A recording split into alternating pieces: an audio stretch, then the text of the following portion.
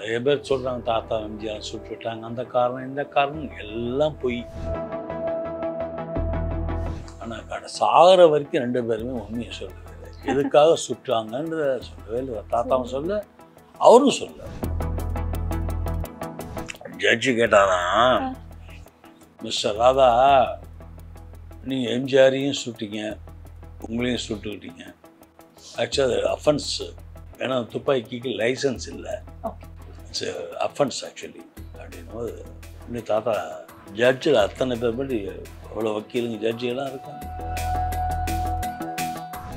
எங்கே இது கனெக்ட் பண்ணி எங்கே கொண்டு போகிறாரு, நியாயப்படுத்துகிறாரு.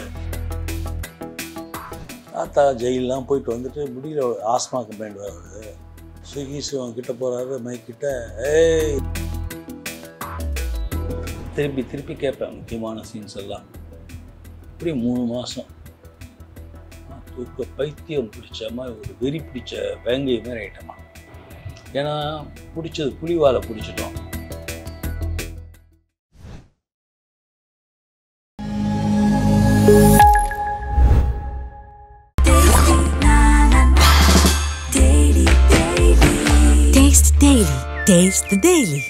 irregular period என்னதான் பண்றது? உங்க பிரச்சனைகளை கட்டுப்படுத்த லயன் டேட் சிரப் தினமும் 2 ஸ்பூன்.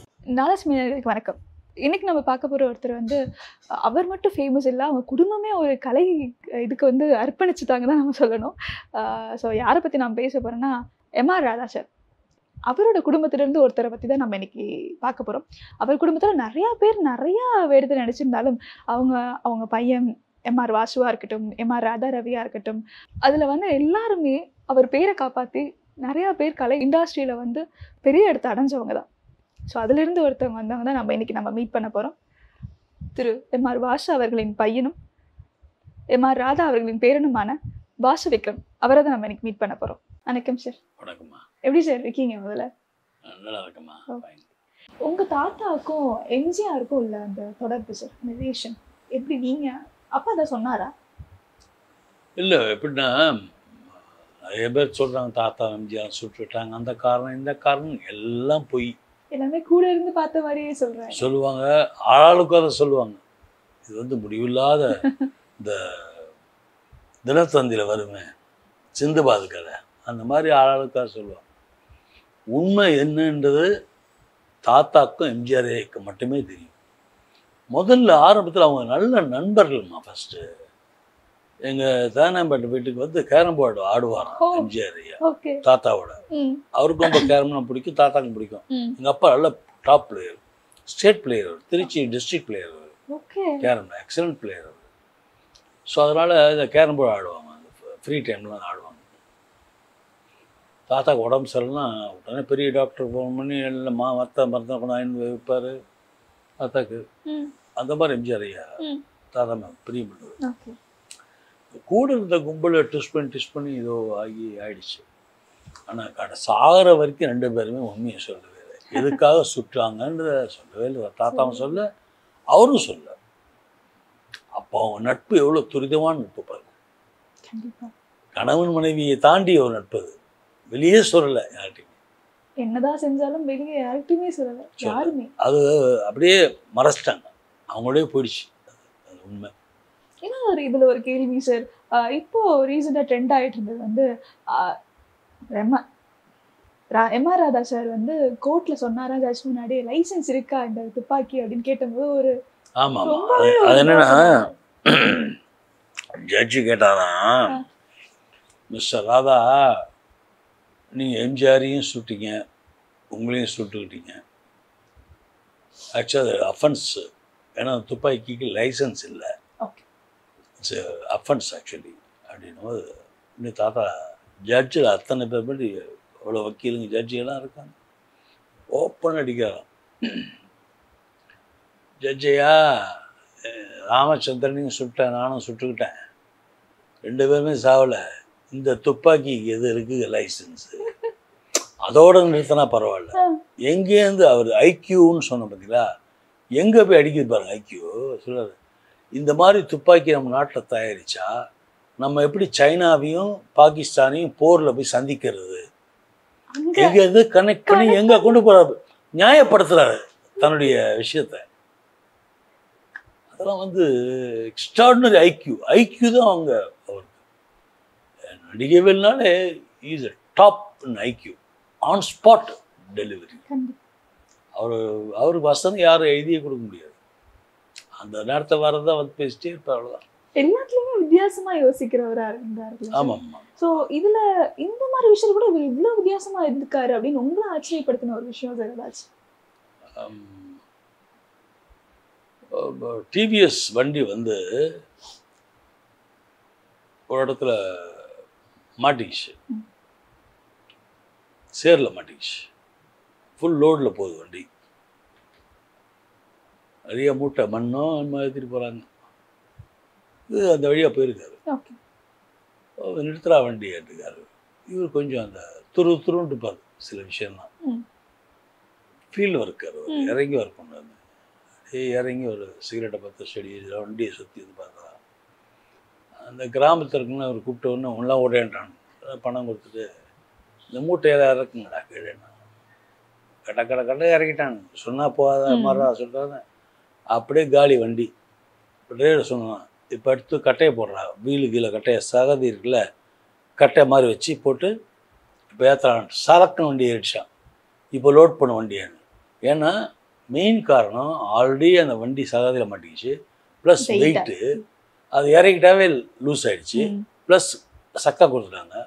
ஸோ ஈஸியாக வெளியே வந்துடுச்சு. இந்த விஷயம் போய் டிவிஎஸ் எங்கிட்ட சொல்லுங்க.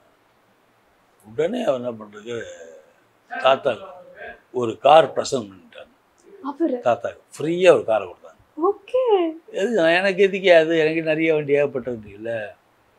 அந்த நேரத்தில் அந்த ப்ரெசன்ஸ் ஆஃப் மைண்ட் ஐக்கியூக்காக வந்து சொல்கிறேன். அப்பேற்பட்ட ஒரு ஐக்கியம்.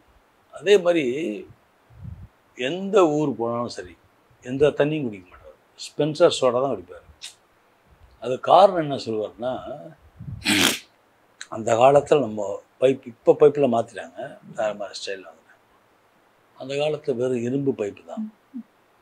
இப்போ தானே உங்களுக்கு இல்லை பிளாஸ்டிக் பைப் வந்துருச்சு, லீக் வாய்ப்பு இல்லை, ரொம்ப ஜாயிண்டில் ஆனதான் உண்டு, வெரி ரேர். அப்போது நல்ல தண்ணி பைப் இப்படி போகுதுன்னா பக்கத்துலேயே சாக்கடை தண்ணி பைப் போகும். அந்த காலத்து கன்ஸ்ட்ரக்ஷன் அப்படி தான் இருக்குது. இதெல்லாம் தாத்தா பார்த்துருக்காரு. வீட்டு நோண்டி பைப் போட்டதெல்லாம் பார்ப்பார்ல, பக்கத்தை போடுறது. அப்பயே சொல்லுவார், தப்பு போடக்கூடாது. அவனுக்கு கேட்க மாட்டான், வேலையை போட்டு முடிச்சு போவாங்க வச்சுங்க.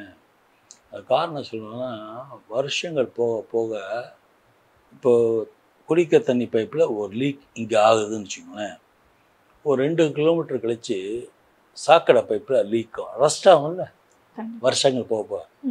ஸோ இந்த தண்ணி போய் அந்த தண்ணியோட கலந்து அதுக்கப்புறம் ஏரியா தாண்டும் போது அது சாக்கடை தண்ணியோட கலந்து தான் போகும். ஸோ ஆட்டோமேட்டிக்காக டிசீஸ் வரும். அதனால தான் இவர் வந்து எப்போவுமே சோடா, ஸ்பென்சர் சோடா குடிப்பார், தண்ணி குடிக்க மாட்டார். கேணி தண்ணி குடிப்பார். கேணி தண்ணி இதில் மோட்டரில் வரல, போர் வாட்டர், அது குடிப்பார். ஆனால் வேறு எங்கேருந்து தண்ணி குடிக்க மாட்டார். மேக்ஸிமம் ஸ்பென்சர் சோடா சேஃப்டி வண்டியில் வச்சுப்பார். அதுவும் ஐக்கியூ தானே. கண்டிப்பாக ஒரு இன்ஜினியருக்கு படித்தவன். அதே இன்னொரு விஷயம் சொல்லணும், வெட்டினரி டாக்டருக்கு ஒரு ஃபங்க்ஷன் நடத்துகிறாங்க. சைதாப்பேட்டை ஐக்கியூ, சுகி சிவமன்னு, அப்புறம் இவர் அவ்வை சண்முகன், இந்த கேபி சுந்தராம்பாள் வேஷம்லாம் அப்போ ஆம்பளைங்க போடுவோம், இவர் தான் போடுவார். 2 பேரும் பயங்கர படித்தவங்க, எல்லாம் மாஸ்டர் டிகிரி படித்தவங்க. சுகி சிவன்னு சொல்லவே வேணாம். அவ்வை சண்முகன்னு பயங்கர படிப்பார். தாத்தா ஜெயிலெலாம் போயிட்டு வந்துட்டு முடியல, ஆஸ்மா கம்ப்ளைண்ட் வருது. அப்படியே கூப்பிட்டு போகிறான் ஃபங்க்ஷனுக்கு, தோன்னு கூப்பிட்டு போகிறாங்கன்னா படி 2 வழி 3 படி ஏட்டா ஏறி போய் நின்று அப்படியே உட்காந்துருக்காரு. அவர் ஆஸ்மா நிறையா, அப்படியே மூச்சு இறைக்குது தண்ணி பாட்டுறாங்க. அப்படியே குடிச்சாரு. சுகி சிவன் கிட்ட போகிறாரு, மைக்கிட்ட, ஏய் ராதாவை பேச சொல்லு, பசங்க சும்மா இருப்பாங்களா, ராதாவை பேச நீ போன்றாங்களாம். அவ்வை சண்முகன் போகிறாராம், ராதா பேச சொல்லு. அவர் உஷார், படித்தவர்களை டக்குன்னு மாற்றிக்கிறாராம். இல்லை நான் வந்தது ராதா நான் பேச வரப்போகிற அடுத்ததுன்னு சொல்ல தான் வந்தேன்னு தப்பிச்சிட்டேன். இது சுகி சிவனே சொன்னார். ஆ, இதை நான் கேட்டேன் ஆ, இதில் ஆ. யூடியூப்ல கேட்டேன். ஓகே. வந்து தாத்தா அடி தண்ணி குடிச்சிட்டு வந்தாங்க. என் தம்பிங்களா நீங்களாம் வந்து மிருகத்துக்கு வைத்தியம் பார்க்குறவங்க, மனுஷனையும் இந்த பாடுபடுத்துறீங்க. இந்த வயசு எனக்கு ஆஸ்மா, நான் மாடி ஏறவே முடியல, மூச்சே வாங்குது, எங்கேருந்து பேச்சு வரும்? நீ பொறுங்க பேசியிருப்பேன்ல.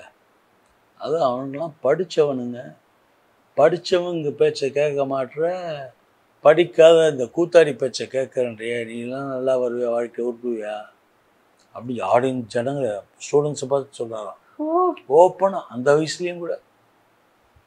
அதெல்லாம் வந்து ஒன்றும் சொல்ல முடியாத விஷயம்.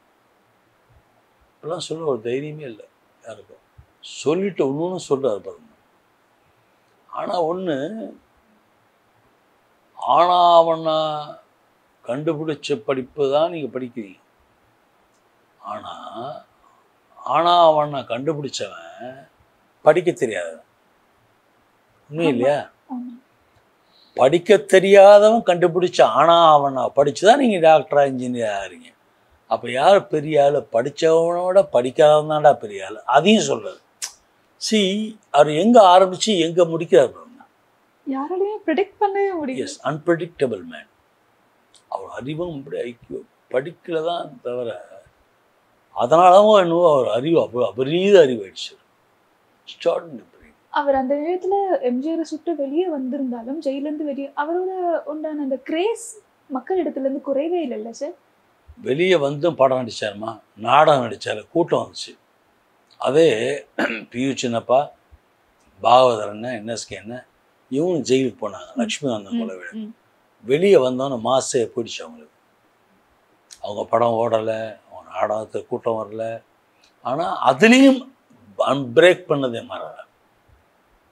எல்லாத்துலேயுமே ஒரு பிரேக் பண்ண. கடைசியில் போய் அவர் சாகிறது அன்னைக்கு முன்னாடி, அவர் செத்து மறுநாள் ஊருக்குளம் எடுத்துகிட்டு போகிறோம். அன்றைக்கி ரத்தக்கண்ணி நாடகம் நடத்த வேண்டியது தேவராளில். அதுதான் திருச்சி போயிருக்காரு. Okay. So he was physically fit to ரத்தக்கண்ணி. ரொம்ப கஷ்டமான வேஷம் அது. அந்த அளவுக்கு உடம்பு ஃபிட்டாக இருந்திருக்கு. அப்போ சாகுறாருன்னா பேர்பட்ட விஷயம் அது. ஒன்றுமே அந்த நாடகத்தை பற்றி சொல்லணும்னா, இது இருக்குல்ல, குஷ்டரோகி வேஷம், நெஞ்சு வெடிச்சு செத்துடணுமா. எனக்கு வந்து ரொம்ப நாள் ஆசை. எனக்கு அவ்வளோ நாடகம் பார்த்துருக்கேன் தாத்தாது. ஆனால் அந்த ரத்தக்கண்ணீர் தான் உயிர். அது நாடகத்தில் எனக்கு வாய்ப்பு கேட்டாங்க, இப்போ நீங்கள் நாடகம் பண்ணுறீங்களான்னு. நான் பண்ணுறேன், ரத்தக்கண்ணீர் பண்ணுறேன். எல்லாம் ஆச்சரியப்பட்டாங்க. ரத்தக்கண்ணீரா? அதுலேயும் ஃபர்ஸ்ட் ஆஃப் வேணாம், அது வேலை ஒயிட் ஃபாரின் வந்து அது யாரை வேணால் நடிக்கலாம், அது பெரிய இஷ்யூ கிடையாது. செகண்ட் ஹாஃப் தான் ரொம்ப டஃப். குஷ்டரோகி வேஷம் போடுறது ரொம்ப டஃப்பான விஷயம். அந்த பார்ட் மட்டும், செகண்ட் ஹாஃப் மட்டும் நாடகம் நடத்தலாம், போகிறவங்க நாடகம் மாதிரி பண்ணலாம். ஓகே. விருதுநகரில் காமராஜியா பிறந்த ஊர். எக்ஸிபிஷன் அங்கே தாத்தா நடிச்சிருக்காரு, சித்தப்பா நடிச்சிருக்காரு, எங்கள் அப்பா நடிச்சிருக்காரு, எல்லாம் நடிச்சிருக்காங்க ரத்தக்கண்ணீரை. எனக்கு ஒரு ஆசை, நான் நடிக்கிறேன், சேலஞ்ச் பண்ணிட்டேன். ஓகே. பண்ணிவிட்டு என்ன பியூட்டி இல்லைன்னா, எங்கள் குரூப்பெல்லாம் மெட்ராஸ் இருக்காங்க, அவங்க வேறு கேம்புக்கு போயிட்டாங்க. நான் மட்டும்தான் எங்கள் ட்ரூப்பில் இருந்து. நான் வந்து பிகினர், முதல் அரங்கேற்றம். ஓகே. என் கூட நடிச்சு யாருமே எங்கள் ட்ரூப் ஆள் இல்லை. ஒரு குரூப் மதுரையில் இருக்குது, ஒரு குரூப் சேலத்தில் இருக்குது. எல்லாருக்கும் ஸ்கிரிப்டை பின் பண்ணி அனுப்பிச்சிட்டேன். அவங்கவுங்க வாய்ஸை கரெக்டாக, என் வாய்ஸுக்கு கேப் விட்டு டைலாக்குக்கு என் டைலாக்லாம் பேசி அனுப்பிச்சிட்டேன். இதை கேப் ஃபில் பண்ணி நீங்கள் ரெடி பண்ணிக்கோங்க, எல்லாம் செட் பண்ணி அனுப்புங்கன்னு சொல்லிட்டேன். எல்லாம் கேசட் தான். ஒவ்வொருத்தருக்கும் ஸ்கிரிப்ட் அனுப்பிச்சாச்சு. கேசட்டில் நான் வந்து என் கூட இருக்க ஆளை பேச வச்சுட்டு, அவங்க டைலாக் பேச வச்சு, என் டைலாக்கு நான் அப்படி பேசி கேசட்டை ஃபில் பண்ணிட்டேன். 2.5 மணி நாடகத்தை ஃபில் பண்ணிட்டு, இந்த இது இருக்குல்ல ஹெட்ஃபோனில் மாட்டிக்கிட்டு, காலையில் 3 மணிக்கு ஆரம்பிப்பேன். கோடம்பாக்கத்தில் பிறந்தேன். பார்க்கை சுற்றி நடப்பேன். 7 மணி ஆகிடும். 4 hours இந்த டேப் பிடிக்கிறதுக்கு. திருப்பி கேட்பேன் முக்கியமான சீன்ஸ் எல்லாம். இப்படி 3 மாதம். தூக்க பைத்தியம் பிடிச்ச மாதிரி ஒரு வெறி பிடிச்ச வேங்கை மாதிரி ஆயிட்டோமா. ஏன்னா பிடிச்சது புலிவாலை பிடிச்சிட்டோம், விட்டாச்சுன்னா போச்சு, தாத்தா பேர் கெட்டு போயிடும். நாடகம் ஆரம்பிச்சாச்சு. ரிஹர்சல் ஃபஸ்ட்டு கடைசி ரிஹர்சல் தான். முதல் ரிஹர்சலும் கடைசி ரிஹர்சலுமே தான். ஏன்னா நேராக ஊரில் இருந்து இறங்குறேன், ஓகே அன்னைக்கு ரிஹர்சல், அன்னைக்கு நைட் நாடகம். ஒரு ரிஹர்சல் வைக்க முடியும். ஓகே ஓகே ஆளுதான் வர வச்சாச்சு. நாடகம் ஃபஸ்ட் பேர் ஸ்டார்ட் பண்ண நாடகத்தை அப்படியே போச்சு. இன்ட்ரோ வரைக்கும் போச்சு. First half சமாளித்தேன். சாரி, ஃபுல்லாக பாதி தானே, ம் ம் சரி தானே. ம் பேசி முடித்த உடனே அந்த நாடகக்காரன் பூரா எல்லா நாடகத்தையும் ஊர்றவன். அவங்க தாத்தா அதையும் பார்த்துருக்காங்க, அப்பா அதையும் பார்த்துருக்காங்க, சித்தப்பா அதையும் பார்த்துருக்காங்க. அவன் வாயால் சொன்ன வார்த்தை, உங்கள் தாத்தாவோட அந்த குஷ்டரோகி வேஷம் உனக்கு தான்ப்பா அப்படியே சூட் ஆச்சு. ஏன்னா நான் ஹைட் கம்மி. ஓகே ஹைட் ஓகே கம்மினா பாடி லென்த் ஜாஸ்தி, கால் குட்டை. ம் ம் ஆக்சுவல் ஹைட் பார்த்தா நான் 5.9 இருப்பேன். 5.9 ஈஸியாக இருப்பேன். ம் நல்ல ஹைட் தான். ஓகே பட்டு இந்த ஷேப் ஆஃப் த பாடி வந்து எனக்கு குள்ளமாக காட்டும். ஸோ அப்படி குனிஞ்சாலே போதும், குள்ளமாக தெரியும். ஓகே வாய்ஸ் அதே மாதிரி சூட் ஆச்சு. பெரிய பேராச்சு. அது கஜாபதி தான் சொன்னார். அதாவது நாடகத்துக்கு முன்னாடி என் மூஞ்ச ஃபோட்டோ எடுத்து வச்சுக்கிட்டாங்க. நாடகம் முடிஞ்சோன்னு அந்த ஃபோட்டோ எடுத்து காமிச்சாங்க. அப்படி பார்த்தா அந்த ஃபோட்டோ முன்னாடி எடுத்த ஃபோட்டோ பார்த்தா ஒரு வெறி பிடிச்ச வேங்கை எப்படி கொண்டு இருந்தது. நாடகம் முடிஞ்சவனை பார்த்தா அப்படி சாந்தம் புத்தர் மூஞ்சி மாதிரி ஆயிடுச்சு. உள்ளுக்குள்ளே அதை நடத்தணுன்றது அவ்வளோ போராட்டத்தை அதை பண்ணம்மா. எனக்கு பெரிய அச்சீவ்மெண்ட், சந்தோஷம். நானும் நடத்திட்டேன். கண்டிப்பாக அப்படி ஒரு 10-20 நாடகம் நடத்திட்டேன். அவங்க 3 பேரையும் நீங்கள் சுமக்கும் போது அந்த வெயிட் ஆஃப் அந்த அவங்க அந்த லெஜெண்ட்ஸ் எப்படி சார் இருந்துச்சு உங்களுக்கு? சொல்கிறேன், நான் சாமி ஆடின மாதிரி இருந்ததுமா. தான் அப்படியே அப்படி தாத்தா வந்து இறங்கின மாதிரி தான் இருந்துச்சு. கண்டிப்பாக நான் நடிச்சிருக்கவே முடியாது அவரோட உதவி இல்லாமல்.